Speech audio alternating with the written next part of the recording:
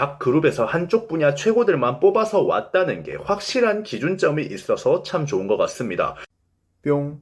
유튜브 시청자 여러분들 반갑습니다. 인지용입니다. 자, 지금 SM에서 초필살기를 사용을 했습니다. 제가 컨디션이 안 좋아서 영상이 하루 정도 늦었는데 소식 들으신 분들은 벌써 다 들었을 거라고 생각을 해요. 걸스 온 탑 갓더비트라고 해서 SM 여돌판 어벤져스 그룹이 탄생을 하게 되었습니다. 보아를 필두로 소녀시대 태연, 효연, 레드벨벳, 웬디, 슬기, 에스파, 카리나, 윈터 이렇게 모아서 단발성으로 유닛을 하나 만들어내는 건데요. 딱 멤버 라인업만 들어도 어떤 기획인지 보이는 가슴이 웅장해지는 조합이 아닌가 뭐 이런 생각을 하게 되네요. 예전에 혹시 기억나시는 분들이 있을 거예요. 슈퍼엠이라는 그룹 만들 때 제가 SM을 엄청 비판을 했습니다. 19년 10월에 만든 영상이니까 뭐 벌써 2년이나 지난 영상이에요. 왜 비판을 했냐 하면 슈퍼엠 같은 유닛은 국가대표 시스템으로 굴러간단 말이에요. 자기 클럽팀에서 열심히 일하다가 착출당해서 가는 거란 말이에요. 스포츠 국가대표 같은 경우는 착출이 되는 시즌이 딱 정해져 있습니다. 뭐 올림픽이라든지 월드컵이라든지 언제부터 언제다라고 딱딱 정해져 있는 거거든요. 그런데도 박지성, 손흥민 같은 선수들은 과도하게 국대가 차출을 한다고 혹사가 아니냐 하면서 걱정을 하는 팬들도 많으셨습니다. 자, 이제 생각을 해보자고요. 슈퍼엠 같은 그룹은 단발성으로 나오는 게 아니라 만들면 계속해서 활동을 해야 되는 그룹이죠. 2021년 4월에도 앨범이 나왔던 그룹이란 말이에요. 자기들 활동 따로 하고 유닛도 따로 하고 거기다가 슈퍼엠 같은 그룹은 해외 활동을 우선시하는 그룹이죠. 혹사에 가까운 스케줄이 이루어진다 이겁니다. 거기다가 그룹 조합을 보면 마크나 루카스 같은 외국인 멤버들이 문제를 일으키면서 다사다난한 사건이 많았던 그룹이죠. 슈퍼엠은 비판할 게 굉장히 많은 시스템으로 이루어져 있어요. SM이 유닛을 만들어내는 추진력 그 자체는 굉장히 인정을 하겠지만 그 뒤에 관리를 전혀 하지 않은 사람을 톱니바퀴로 보는 것 아니냐 뭐 이런 식으로 영상을 만들었었습니다. 하지만 이번에 걸스 온 탑은 저는 굉장히 긍정적으로 보고 있습니다. 오늘은 그 이유에 대해서 한번 설명을 해볼까 해요. 자, 본론으로 들어가기 전에 여러분들께 꼭 말씀을 드리고 싶은 일이 있습니다. 저는 엔터사한테 돈을 받지 않아요. 보통 제가 엔터사를 시스템적으로 까는 영상들을 많이 올리게 됩니다. 우리나라 엔터 시스템이 뭐 잘못 굴러가는 것들이 있고 너무나 가혹한 시스템이니까요. 그런데 못한 건 못했다 하고 잘한 건 잘했다 라고 하면은 갑자기 인지용 왜 돈 받음? 뒷돈 받았네? 왜 기획사 까다가 갑자기 칭찬함? 뭐 이딴 소리가 가끔씩 나오더라고요. 그러면 못한 것만 뭐 평생 이야기할까요? 저는 사람들이 듣고 싶은 이야기를 해주는 게 아니라 현실을 이야기하는 겁니다. 심지어는 신인 걸그룹 깔끔하게 잘 뽑혔다고 칭찬을 한번 했는데 자기가 신기가 있는데 인지용이 돈을 받았을 거다 뭐 이런 이야기까지 하더라고요. 저런 신기면은 무당되면은 아마 폭삭망하지 않을까 싶어요. 저는 협찬이나 광고를 받으면 이거 광고라고 영상 시작부터 끝까지 틈틈이 이야기를 계속합니다. 물론 유료 광고도 다 띄우고 말이죠. 엔터들이 만약에 저한테 아이돌 리뷰를 해달라고 광고를 부탁하면은 저는 신나서 자랑을 할 성격이지 몰래 숨기는 성격이 아닙니다. 그리고 세상에 어떤 엔터테인먼트가 자기네들 시스템 적나라하게 이야기하면서 공룡 기업들까지 신나라하게 까는 그런 유튜버한테 광고를 준답니까? 실제로 일하다가 만나도 업계인들한테 호불호가 많이 갈리는 채널입니다. 중국 관련 이야기로는 가끔 광고가 들어와도 엔터 쪽 이야기로 유튜브 운영하면서 단 한 번도 광고를 받아본 적이 없어요. 이거를 여러분들한테 먼저 알려드리고 시작을 해야 될 것 같습니다.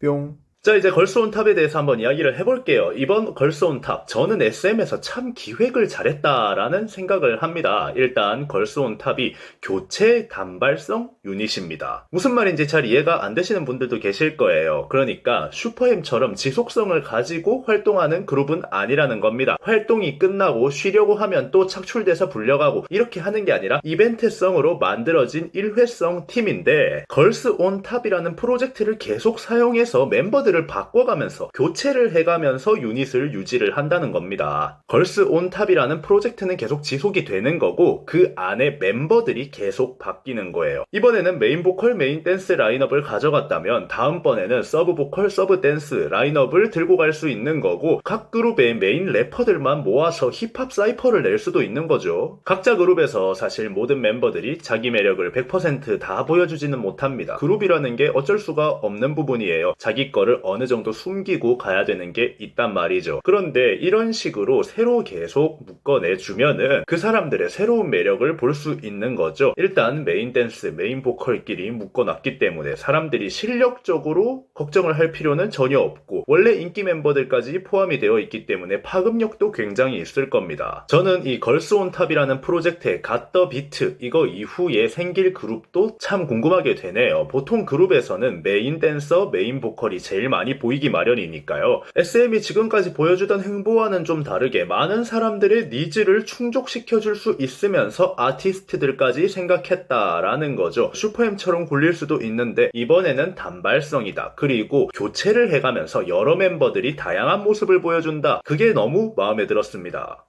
뿅. 자, 두 번째는 멤버 구성이 참 좋아요. 정말 팬들에게 돈 빨아먹으려고 만들어내는 인기 멤버만 쏙쏙 뽑아서 자, 그룹에서 제일 돈 많이 버는 멤버들이야. 그런 애들로 유닛을 만들었어. 여기에다가도 돈을 써! 이러는 시스템이 아니라 이번에는 정말 딱 기준을 가지고 만들었다는 겁니다. 바로 그룹의 메인 보컬, 메인 댄서만 인기 여부에 상관없이 뽑아서 넣었다는 건데요. 확실한 기준을 가지고 실력파 그룹으로 만들어내겠다라는 거를 보여준 거죠. 카리나 윈터가 에스파에서 제일 유명한데 어떻게 팬덤을 안 보고 뽑았다는 거임? 이렇게 이야기를 하실 수 있겠지만 사실 에스파에서 카리나 윈터가 제일 잘하는 게 맞잖아요. 춤은 카리나고 노래는 윈터잖아요. 그런데 걔네가 인기도 제일 많을 뿐인 거죠. 팬덤만 보고 뽑았으면 레드벨벳에서도 상대적으로 팬덤 파워가 약한 웬디나 소녀시대에서 팬덤 파워가 강하지 못했던 효연을 굳이 넣었을까요? 정말 딱 메인 보컬과 메인 댄서 각 그룹에서 한쪽 분야 최고들만 뽑아서 왔다는 게 확실한 기준점이 있어서 참 좋은 것 같습니다. 슈퍼엠도 물론 어벤져스 실력파 그룹이지만 슈퍼엠 같은 경우는 기준을 팬덤 파워를 가지고 만든 그룹이죠. 애초에 시스템 자체가 완전히 다른 거예요. 그래서 멤버 구성을 보고 SM이 좀 변했나? 아니면 보아가 같이 하는 거라서 좀 진지하게 가져가는 건가? 뭐 여러가지 생각이 들었습니다. 여튼 이런 기준이 확실한 멤버 구성은 유닛을 만드는 데 있어 좋은 행보를 보여줬다고 생각을 합니다.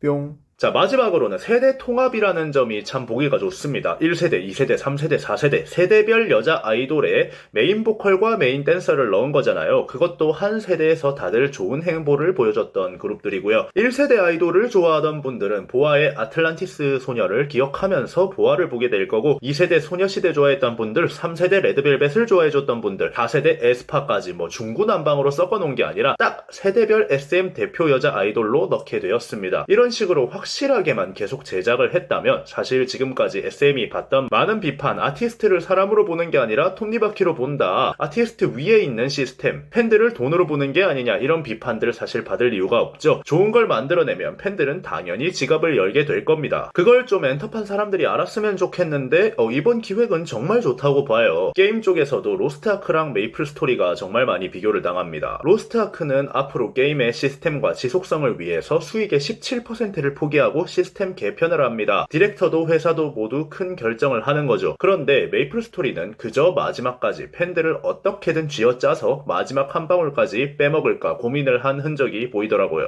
그런데 우리나라 엔터테인먼트는 모든 회사들이 지금 다 메이플스토리 같은 행보를 보여주고 있습니다. 팬들 뽑아먹기 바쁘죠. 모르는 사람들은 그런 이야기를 합니다. 야, 연예인한테 돈을 왜 쓰냐? 야, 게임에 무슨 돈을 쓰냐? 꼬우면 탈덕해, 꼬우면 접어라. 그런데 내가 애정을 가지고 시간을 투자하고 돈을 투자한 것을 꼽다는 이유로 내려놓는 거, 그거 자체가 쉽지가 않습니다. 어떻게 탈덕을 쉽게 하겠습니까? 팬들은 좋은 걸 내놓으면 당연히 지갑을 열 겁니다. 쥐어짜지 마시고 앞으로도 이런 식으로 좋은 활동, 좋은 기획 계속 보여주셨으면 합니다. 흠잡을 곳 없이 깔끔하고 기준점이 확실한 구성, 에스파의 스케줄이 굉장한 상황에서 아티스트까지 생각한 단발 교체성 이벤트, 세대별 아이돌 팬들을 통합할 수 있는 좋은 라인업까지 정말 실망할 수 없는 조합이라는 생각을 해요. 여러분들은 1월부터 등장하는 걸스 온탑 어떻게 생각하시나요? 지금까지 인중이었습니다.